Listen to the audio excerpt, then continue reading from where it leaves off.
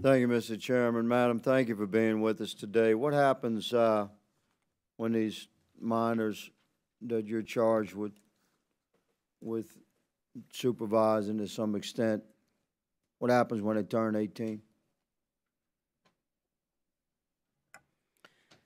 When they turn 18, we report that to DHS, and we provide a plan for them to access. But they're out of your supervision at that point? That is correct. Okay.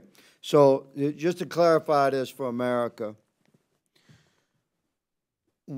when we discuss unaccompanied minors, Americans envision a lost, frightened, abandoned, small child. And as compassionate children of God, every American wants to just hug that child and care for that child. But that's not the reality, America. What they're talking about here is not a lost and abandoned and a frightened small child. The vast majority of these so-called children, unaccompanied children, are actually undocumented, illegal young adults. They come into your system with whatever vetting. I'm not going to argue about it because you got no answers. They come into your system with whatever standard of vetting you're deciding that month to enforce. They get sent at expense of the American people. They get sent to their home of destination, recorded destination. They're 16, 17 years old. They're already short-timers in your system when they enter your system. And they're out, man. They're into the fabric of our country. They turn 18. They're gone. Of course, you say 81%. You chose your words very carefully. You're an intelligent American woman. Said 81% of the time you've spoken to the sponsor or the child. I would be willing to bet. I'm not going to ask you because you'll say you'll get back with us with that data. You don't know it. But I'd be willing to bet that 90% of the 81%, you spoke to some adult on the phone that identified himself as, yeah, I'm the sponsor. Yeah, that's it. Check that box. We've contacted either the sponsor or the child, who's not really a child. He's a 17-year-old young adult about to be out of your system.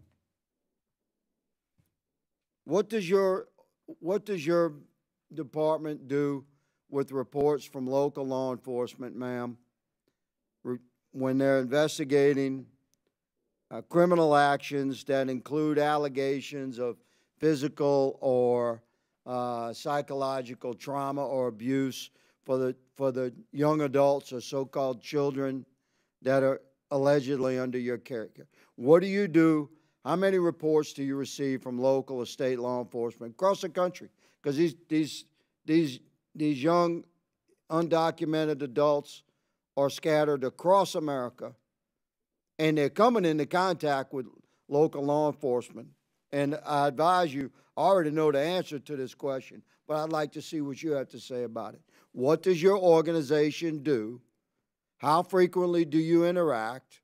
Do you look at reports from local or state law enforcement that involve criminal investigations where your minor has been encompassed in that investigation in some way? Not necessarily as a suspect, perhaps as a victim of the circumstance of the criminal environment that they find themselves in. Thank you, Congressman. ORR's custodial care ends when they're released to a vetted sponsor, so we do not track children. However, if law enforcement or CPS, if we become aware, we absolutely cooperate, support. It is local law enforcement and CPS that have the jurisdiction for children once they have been released from our care. If a call does come into the National Call Center reporting exploitation, abuse, We absolutely work with local law enforcement entities as well as the Office for Trafficking in Persons, DHS, et cetera. I appreciate your response. Mr. Chairman, my time has expired. I yield.